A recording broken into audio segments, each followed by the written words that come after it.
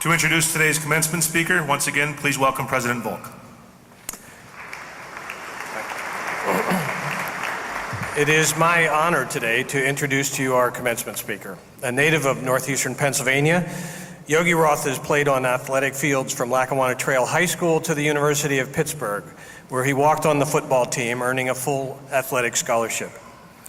He formerly served as USC's assistant quarterbacks coach and has enjoyed a successful career as a college football analyst and host for ESPN, Fox, and the Pac-12 networks.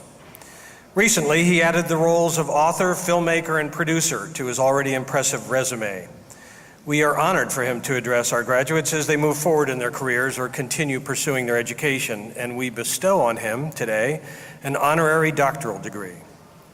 For his unyielding dedication to the public good, we, the president and trustees of Lackawanna College in this 122nd year of our history and marking the graduation of the class of 2016, in accordance with the State Board of Education regulations, do hereby proclaim Yogi Roth, Doctor of Humane Letters, honoris causa, that he may enjoy all the rights and privileges of this, our highest honor, proclaimed under the hand and seal of Lackawanna College on this 21st day of May in the year of 2016. I ask William P. Conaboy, Esquire, Chairman of the Board, and Dr. Erica Barone-Preachy, Vice President of Academic Affairs, to join me in presenting the honorary degree to Yogi Roth.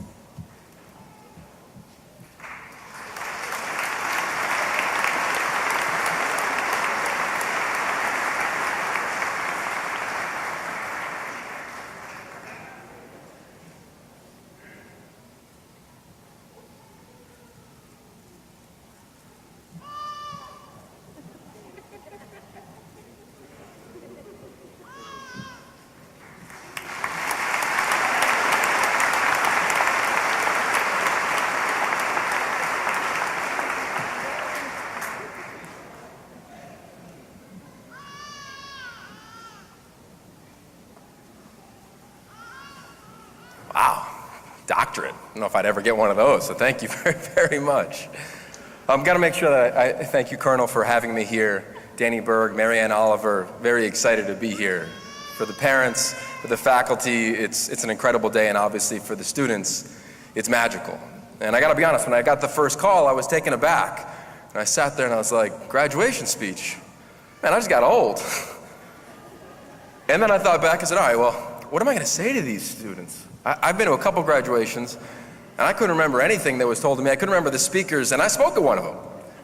So I want to thank my parents who are here because they gave me the name Yogi. So if there's one thing you remember, I'm probably going to be the weirdest name that ever addresses you at a graduation. So we got one thing done for today. So I'm fired up, Mom and Dad. I appreciate that. To me, I'm so excited and enthralled to be here today because this is a magical place.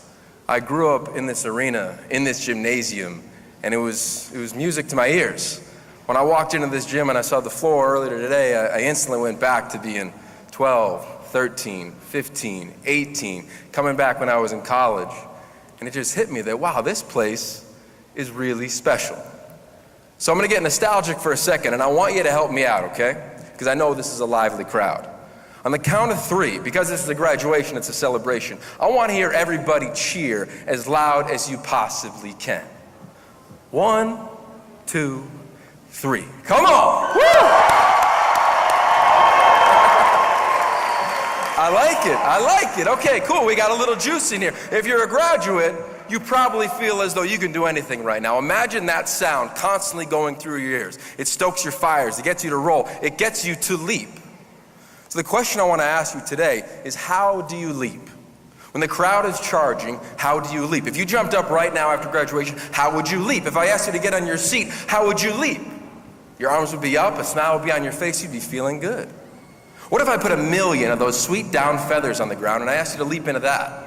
And then to go up 2 feet, 5 feet, 10 feet, 20 feet, 50 feet, and leap. You'd be charging, the crowd would be rolling, you'd feel great, right? Okay, cool, let's go to the opposite. On the count of 3, I want you to boo. 1, 2, 3. Boo! Come on, I've been booed by 100,000 people, right? Right. Now, when you hear the boos, sometimes it motivates you, sometimes it excites you, sometimes it charges you, sometimes it deflates you. In my career as an athlete, I've heard cheers and I've heard boos. And you go to your next stage in life, you're going to hear cheers and you're going to hear boos. But regardless of the sound, regardless of the crowd, regardless of the noise, you're still going to have to operate. So I started to think, when I come here and talk to you guys, what was the one word from this community that truly moved me, that truly spoke to my soul? And it was the word compete. I grew up in Dalton, Pennsylvania, 2,500 people. I consider myself an athlete and a storyteller. And on the hardwood floor of Lackawanna Trail, of this old CYC gym, or the asphalt in Dalton, Pennsylvania, is where my competitive grit was formed. For you, it was the classroom. It might be the athletic field. It might be right here on this floor. It's a very special place. Now, as a broadcaster, I get to go to colleges every weekend, and on every Friday, I meet with students, groups of 5 to 500. And we talk about their future. A lot of them are outgoing seniors. A lot of them are going to the next phase in their life, just like a lot of you. And we talk about the word compete. And they talk about how stressful it is. And then you may be feeling this today when you go into the next phase of your life, how hard competition is. The next job is going to be hard. The next school is going to be hard. The competition everywhere is going to be crazy. So then let's look up the word. And if you pulled out your phone, and don't do it, just trust me on this, but if you pulled out your phone and looked up the word compete, the first definition would be to strive against. To strive against. Meaning there's a winner, there's a loser. Somebody's going to beat somebody, somebody's going to lose. If you scroll down a little further, you look at the Latin root of the word, and it actually means to strive together. When I talk to students on their way to their next phase, they're so focused on beating somebody else, getting that other job. To me, I fully subscribe to the idea of striving together. And I urge you as you leave here to do that. So let's look at an example. When you go to get your next job, let's just say I'm competing against you. We're going to battle, we're going to go for it. Now we either can strive against one another, and one of us gets the job, but our focus is on the crowd, on the cheers, on the boos, and the one who doesn't get it is going to be left deflated. Or we can strive together. And if I don't get it, that's okay, because when the next opportunity comes, I'm going to thrive. I'm going to be prepared to do that. When I was in college as a junior, I'd earned my full athletic scholarship, and I was set to start. And all of a sudden, this tall, skinny freshman rolls in. You might know his name. His name was Larry Fitzgerald. First ballot Hall of Famer. And literally within a week, he beats me out. And I was deflated, because to me, competing was striving against him, trying to beat him out for the job. And I sat back and realized that we're both going to be better, our team is going to be better, if we strove together. We became roommates, we became close friends, and all of a sudden he became an All-American, and I went on with my career as a nice little backup. But we're both doing well because we totally subscribed to striving together.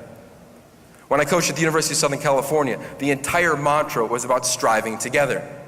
We had All-Americans, first-round draft picks, Heisman Trophy winners, won 4 straight Pac-10 titles, top 4 in the country every year. But it wasn't about me beating you, you beating me across the line of scrimmage. It was about truly striving together. Now that's a mindset. Instead of being outcome-oriented, you make a dramatic shift, you become process-oriented. So again, I ask you, how do you leap? Now if you imagine back and look back, think back to when you were a kid, how did you leap? We all had that friend who had a pool, right? We go to their pool in the summer, and we'd jump off that diving board, we would roll. It'd be cannonball, it would be backflip, front flip, screwdriver, belly flop. We'd come up with a smile on our face.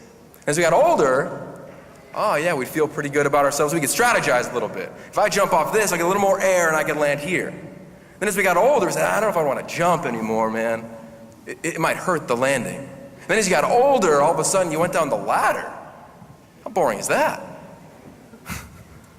And then literally, if you did jump, you're so worried about the outcome that you never even enjoyed the leap. Julie had a great speech. She talked about being connected to the moment. When you decide to leap, you decide to go for it, you decide to compete, it becomes a sickness. You can't turn it on, you can't turn it off. When I was a young coach, my first mentor was a guy named Pete Carroll, the head coach of the Seattle Seahawks. I met him when I was your age. And he said, Yogi, what do you want to do? I said, man, I want to be great. I want to change the world, man. He goes, all right, cool. He goes, all you got to do is create value. Whatever you do next, create value. Stay in the process, don't worry about the outcome. So my first task as a 22-year-old coach at the University of Southern California was the staple practice scripts. I'm thinking I'm called plays. I'm stapling practice scripts. But I bought in. I bought into the sickness of deciding I was going to compete and I was going to strive together. And in my mind, every single day, I stapled 17 practice scripts, and I swear to God, they were the best practice scripts in the history of staple practice scripts. Because I totally bought into the idea of competing. I totally bought in of the idea of going for it. I think that all of us have an inner flame. I think right now when you leave today, you're with your family, with your loved ones, you've got this flame inside of you and it is roaring, it is charging. You can see it, you can feel it, you can see it in one another. You got a glow about you. When you leave here today, go find other people that have that flame. You'll get attracted to it, just like that warm campfire.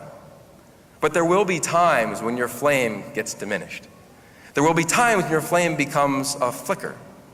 There will be times when you need to put another log on the flame. There will be times you need to turn the fire completely over.